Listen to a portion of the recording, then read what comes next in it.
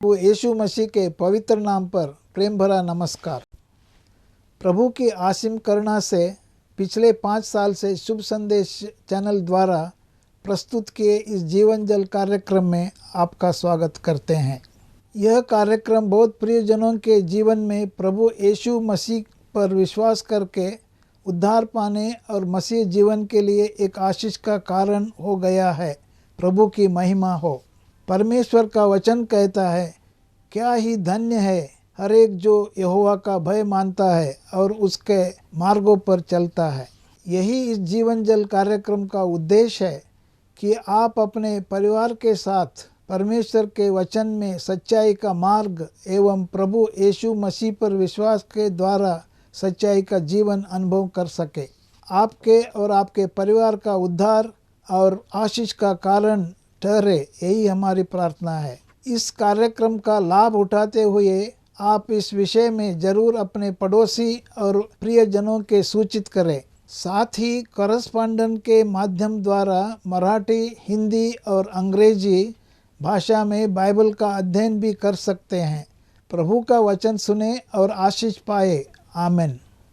जीवन जल कार्यक्रम देखने वाले सभी दर्शकों को जगत का उद्धारकर्ता प्रभु यीशु मसीह के पवित्र नाम से नमस्कार। यूहन्ना अध्याय 7 और पद 37 में पवित्र शास्त्र वचन में ऐसा लिखा हुआ है, यीशु ने लोगों को पुकार कर कहा, यदि कोई प्यासा हो तो मेरे पास आकर पिए। जो मुझ पर विश्वास करेगा उसके हृदय से जीवन के जल की नदियां बह निकलेगी। क्या आप जीवन में प्यासे हैं?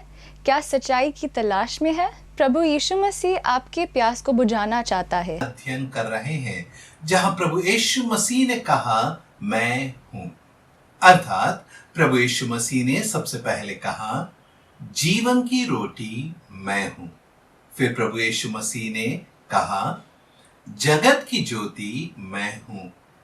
प्रभु यीशु मसीह ने यूहन्ना रचित सुसमाचार के 10वें अध्याय में कहा भेड़ों का द्वार मैं हूं। और प्रभु यीशु मसीह ने उसी अध्याय में कहा अच्छा चरवाहा मैं हूं। यूहन्ना रचित सुसमाचार के 11वें अध्याय में प्रभु यीशु मसीह ने कहा पुनरुत्थान और जीवन मैं हूं।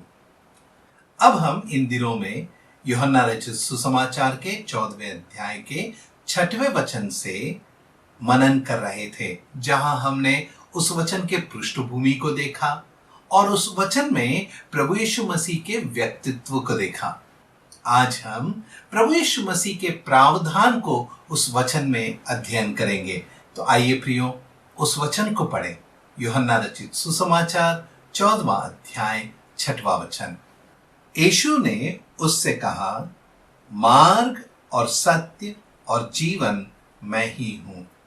बिना मेरे द्वारा कोई पिता के पास नहीं पहुंच सकता।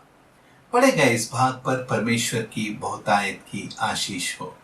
प्रियो, जिस पद को हमने पढ़ा उसमें मार्ग और सत्य और जीवन मैं ही हूं, यह प्रभु यीशु मसीह ने कहा है।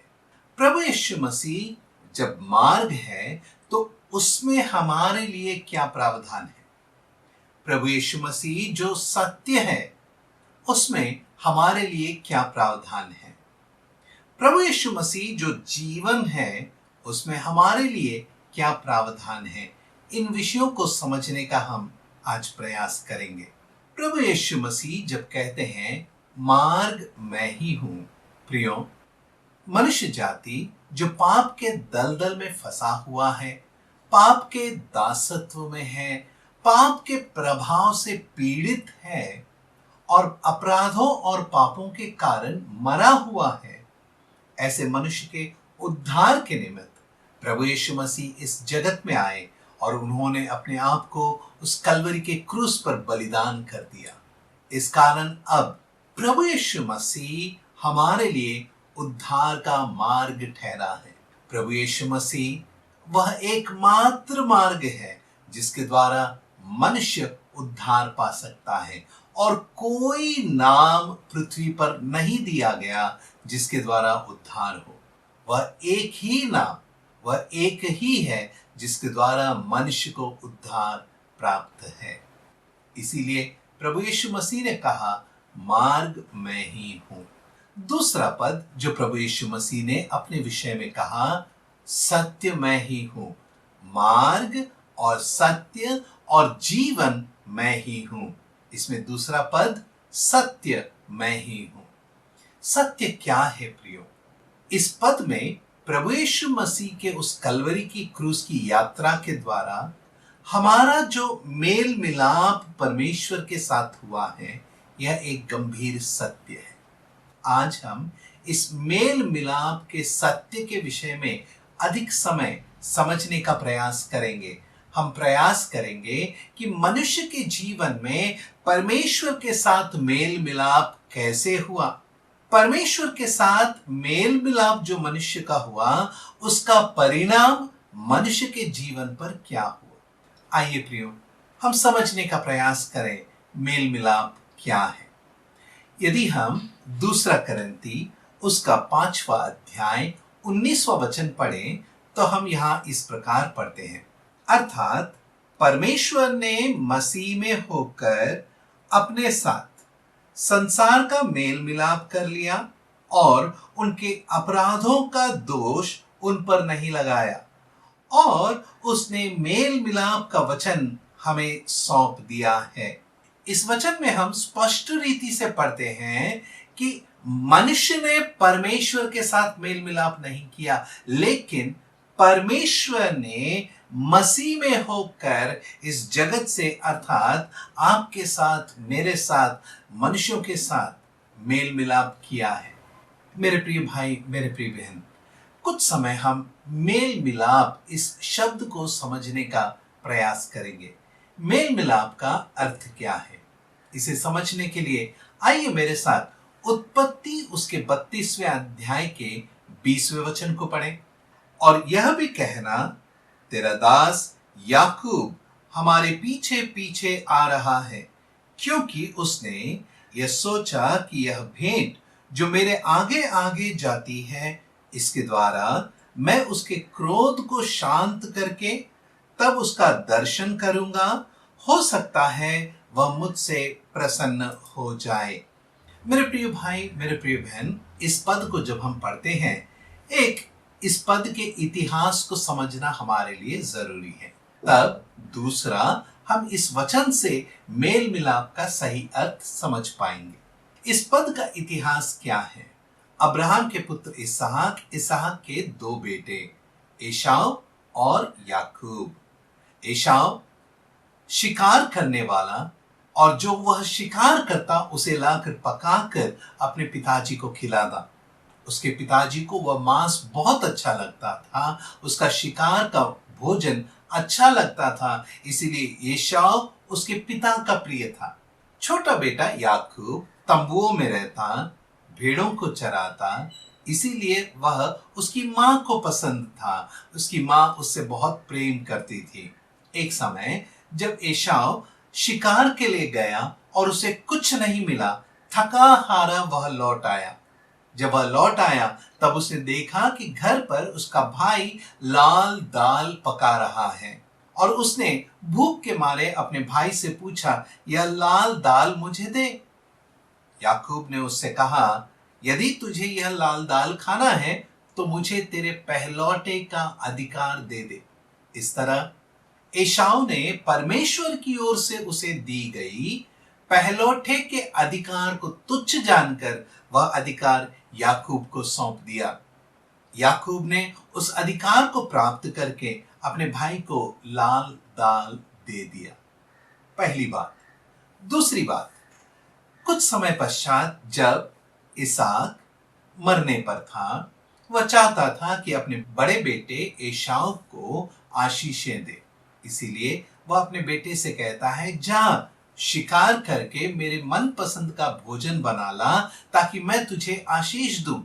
यह बात इसहाक की पत्नी ने सुना, और जब रिबका ने इन बातों को सुना, वह तुरंत जाकर अपने प्रिय बेटे याकूब से यह बातें कही, भोजन बनाया और याकूब के वस्त्र बदले, और याकूब अपने पिता के पास जाकर भोजन खिलाकर छल के द्वारा अपने पिता को धोखा देकर उसने पिता से सारी आशीषें पाली। एसाव जब शिकार से वापस लौटा और भोजन बनाकर अपने पिता के पास पहुंचा, तब उसे पता चल गया कि याकूब ने, उसके छोटे भाई ने उसकी सारी आशीषें ले ली हैं।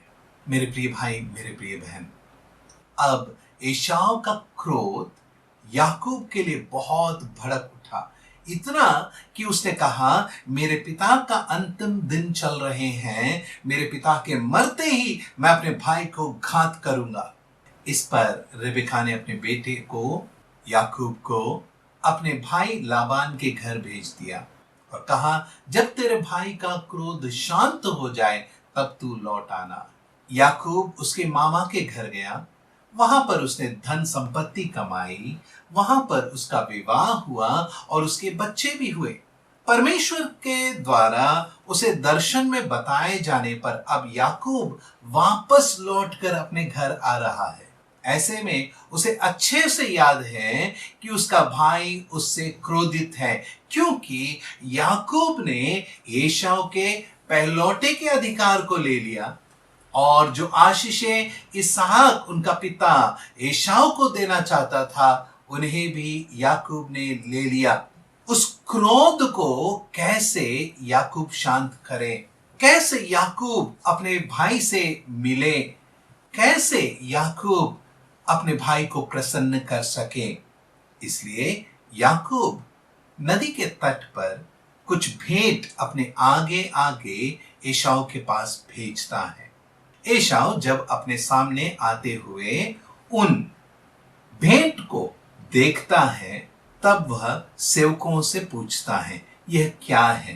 तब उसके सेवक अर्थात याकूब के सेवक एसाव को जो कहते हैं वो यही वचन है जहां हम पढ़ते हैं, तेरा दास याकूब हमारे पीछे पीछे आ रहा है, क्योंकि उसने यह सोचा कि यह भेंट जो मेरे आगे आगे जाती है, इसके द्वारा मैं उसके क्रोध को शांत करके तब उसका दर्शन करूंगा, हो सकता है वह मुझसे प्रसन्न हो जाए। इस पद को सेवकों ने एसाव के सामने दोहराया।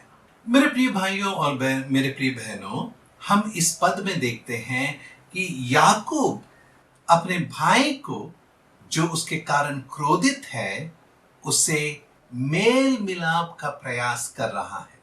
उससे मेल मिलाप के प्रयास में याकूब अपने भाई एसाव के पास भेंट भेजता है और 3 बातें कहता है जो मेल मिलाप के संदर्भ में बहुत ही गंभीर है। सबसे पहले वो कहता है, मैं उसके क्रोध को शांत करूंगा। दूसरा वह कहता है, मैं उसका दर्शन करूंगा। और तीसरा विषय जो वह कहता है, वह मुझसे प्रसन्न हो जाएगा। मेरे प्रिय भाई, मेरे प्रिय बहन, सिर्फ भेंट देने से मेल मिलाप नहीं होगा। भेंट देने में ये 3 उद्देश्य पूरे होने हैं। कौन से उद्देश्य? पहला, जो क्रोधित है उसका क्रोध शांत हो जाए। दूसरा, उसके मुख का दर्शन मिले। और तीसरा, वह मुझसे प्रसन्न हो जाए। इन 3 बातों के साथ जब वह भेंट चढ़ाया जाता है और ये तीनों बातें उसमें पूरी होती है, तब हम कहते हैं मेल मिलाप हुआ है। मेरे प्रिय भाई, मेरे प्रिय बहन, मत्ती रचित सुसमाचार उसके 5वें अध्याय के 24वें वचन में प्रभु यीशु मसीह ने कहा है कि जब तू भेंट चढ़ाने के लिए वेदी के पास आए और तू देखे कि तेरे भाई के मन में तेरे विरुद्ध कुछ है, तो भेंट को वेदी के सामने छोड़ दे। जा अपने भाई से मेल मिलाप कर और उसके बाद आकर वेदी के पास भेंट चढ़ाना। मेरे प्रिय भाई, मेरे प्रिय बहन, यहाँ पर एक मनुष्य है जो परमेश्वर के सामने भेंट चढ़ाने आया है, परमेश्वर की आराधना करने आया है, परमेश्वर का उपासना करने आया है, लेकिन उसके कारण किसी के मन में बैर है। इस मनुष्य ने कुछ ऐसा किया है जिसके कारण इसका विश्वासी भाई इसके कारण क्रोधित है। तब प्रभु यीशु मसीह क्या कहते हैं? भेंट वहीं छोड़, पहले जा अपने भाई से मेल मिलाप कर। मेल मिलाप अर्थात उसका क्रोध शांत कर, उसका दर्शन पा और उसे प्रसन्न कर। मेल मिलाप जब हो जाए तब आकर भेंट चढ़ाना। मेरे कहने का मतलब है, जब मैं किसी को दुख पहुंचाता हूं, जब मैं किसी को क्रोधित करता हूं, तो मेरी जिम्मेदारी है कि मैं जाकर मेल मिलाप करूं। मेरे प्रिय भाई, मेरे प्रिय बहन, जब हम दूसरा करंती 5वें अध्याय के 19वें वचन को पढ़ते हैं, परमेश्वर ने मसीह में होकर अपने साथ संसार का मेल मिलाप कर लिया। परमेश्वर ने प्रभु यीशु मसीह में होकर हमारे साथ मेल मिलाप किया। क्या मेल मिलाप करना परमेश्वर की जरूरत थी? नहीं प्रियो। पाप और अपराध हमने किए, पापी जीवन हमारा था, हमारे मनों के प्रत्येक विचार बुरे ही बुरे थे। ऐसे में हमने जो परमेश्वर के विरुद्ध पाप किया, हमारी जिम्मेदारी थी कि हम परमेश्वर से मेल मिलाप करते। यह हमारी जरूरत थी कि हम परमेश्वर से मेल मिलाप करते। परमेश्वर से मेल मिलाप करना प्रत्येक मनुष्य की जिम्मेदारी और जरूरत है। लेकिन मेरे प्रिय भाई, मेरे प्रिय बहन, परमेश्वर को प्रसन्न करने के लिए, परमेश्वर के क्रोध को शांत करने के लिए, उसके मुख का दर्शन पाने के लिए और उसे प्रसन्न करने के लिए हम पापी मनुष्य उसको क्या भेंट चढ़ा सकते थे? हमारे जीवन पापी, हमारे कार्य पापी, हमारे भेंट बुरे, हमारे विचार भी बुरे। ऐसे में प्रियो, हम परमेश्वर को कुछ भी नहीं दे सकते थे जिससे हमारा मेल मिलाप परमेश्वर से हो सके। इसीलिए परमेश्वर ने हमसे इतना प्रेम किया कि उसने अपना इकलौता पुत्र हमारे लिए दे दिया। प्रभु यीशु मसीह ने हमसे इतना प्रेम रखा कि उसने अपने आप को आपके लिए, मेरे लिए उस कलवरी के क्रूस पर बलिदान के रूप में चढ़ा दिया। वह हमारे छुटकारे का दाम ठहरा। प्रभु यीशु मसीह अपने ही बहाए हुए लहू के द्वारा उस अति पवित्र स्थान परमेश्वर की उपस्थिति में प्रवेश किया, जिसके द्वारा परमेश्वर पिता का क्रोध शांत हुआ। मेरे प्रिय भाई, मेरे प्रिय बहन, परमेश्वर के साथ हमारा मेल मिलाप हुआ। ये पहल हमारी ओर से नहीं, लेकिन परमेश्वर की ओर से हुआ। ये परमेश्वर का अनुग्रह है, ये परमेश्वर का प्रेम है, ये परमेश्वर का दया है। परमेश्वर को हम धन्यवाद करें। मेरे प्रिय भाई, मेरे प्रिय बहन, जब हम मेल मिलाप के संदर्भ में इन वचनों को पढ़ते हैं, अब हम प्रभु यीशु मसीह के द्वारा परमेश्वर पिता के पास जब आते हैं, तो परमेश्वर का क्रोध शांत होता है, परमेश्वर का दर्शन हम पाते हैं और परमेश्वर हमसे प्रसन्न होता है। प्रभु यीशु मसीह को छोड़ हम परमेश्वर पिता के पास नहीं आ सकते हैं, क्योंकि प्रभु ही मार्ग है, प्रभु ही सत्य है। इस मेल मिलाप का आपके लिए, मेरे लिए क्या लाभ है? प्रियो, पाप के कारण हमारे विचार बुरे थे, हमारे कार्य बुरे थे। पाप के प्रभाव के कारण हम परमेश्वर के बैरी थे। पाप के प्रभाव के कारण हम परमेश्वर से दूर चले गए थे। लेकिन मेल मिलाप का यह प्रभाव है कि प्रभु यीशु मसीह ने कलवरी के क्रूस पर उस बैरी पने को, हम जो परमेश्वर के बैरी थे, उस बैर को प्रभु यीशु मसीह ने उस कलवरी के क्रूस पर नाश कर दिया। दूसरा प्रभाव यह है कि अब हम जो प्रभु यीशु मसीह पर विश्वास करते हैं, परमेश्वर के साथ मेल मिलाप होने के कारण हम इस जगत में प्रभु यीशु मसीह के राजदूत हैं। मेरे प्रिय भाई, मेरे प्रिय बहन, परमेश्वर का हम धन्यवाद करें। पतरस इन बातों को स्मरण करते हुए पहले पतरस के 3 अध्याय के 18 वचन में यूं कहता है, इसलिए कि मसीह ने भी अर्थात अधर्मियों के लिए धर्मी ने पापों के कारण एक बार दुख उठाया और हमें परमेश्वर के पास पहुंचाए। प्रियो, पढ़े गए इस भाग में पतरस हमें स्मरण दिलाता है कि हमारा मेल मिलाप कैसे हुआ। अधर्मियों के लिए धर्मी ने, मनुष्य पापी है, मनुष्य अधर्मी है। अपने अपराध और पाप के कारण मनुष्य मरा हुआ है। पाप परमेश्वर के उपस्थिति में हमें जाने नहीं देता है। इस पाप के कारण मनुष्य के जीवन में जो सवाल है, उस सवाल का उत्तर प्रभु यीशु मसीह ने उस कलवरी के क्रूस पर दिया। कैसे? अधर्मियों के लिए उस धर्मी ने अपने आप को बलिदान किया। अधर्मियों के पाप के बोझ को उठाकर अधर्मियों का दंड उसने उस कलवरी के क्रूस पर सह लिया। जो पाप से अनजान था, जिसमें पाप का स्वभाव न था, जिसने कभी पाप न किया, जिसमें पाप न था, वह तो निष्पाप था। वह हमारे लिए उस कलवरी के क्रूस पर चढ़ गया। जो मृत्यु का कटोरा मुझे पीना था, जो मृत्यु का कटोरा आपको पीना था, प्रभु यीशु मसीह ने उस मृत्यु के कटोरे को उस कलवरी के क्रूस पर सह लिया। अधर्मियों के लिए धर्मी ने, यह मनुष्य के विषय में जो सवाल पाप के कारण उत्पन्न होते हैं, प्रभु यीशु मसीह ने उनका हल कलवरी के क्रूस पर किया। आगे हम पढ़ते हैं, पापों के कारण एक बार दुख उठाया। प्रियो, परमेश्वर की ओर से उठने वाले सवालों का उत्तर प्रभु यीशु मसीह ने कलवरी के क्रूस पर दिया। पवित्र परमेश्वर की उपस्थिति में पापी मनुष्य कभी नहीं जा सकता था, लेकिन उस पवित्र परमेश्वर के क्रोध को प्रभु यीशु मसीह ने उस कलवरी के क्रूस पर सहकर, दुख उठाकर उस सवाल का उत्तर दिया।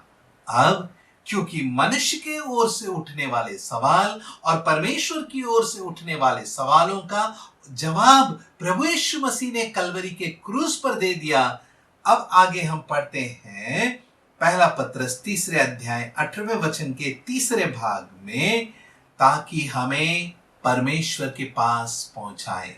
प्रियो, यह सत्य है कि परमेश्वर के साथ हमारा अब मेल मिलाप हो गया है। तीसरा विषय जो जीवन उसके विषय में है, मनुष्य आदम ने जब फल खाया वह मर गया, परमेश्वर की उपस्थिति से वह निकाल दिया गया। प्रभु यीशु मसीह जो हमारा जीवन है, जब हम उस पर विश्वास करके जीवन पाते हैं, हम परमेश्वर की उपस्थिति में पुनः स्थापित होते हैं, परमेश्वर की भलाइयों में पुनः स्थापित होते हैं, परमेश्वर के आराधना में हम दोबारा स्थापित होते हैं। यह पुनः स्थापन इसी कारण है क्योंकि प्रभु यीशु मसीह हमारा जीवन है। प्रभु यीशु मसीह ने कहा, मार्ग और सत्य और जीवन मैं ही हूं।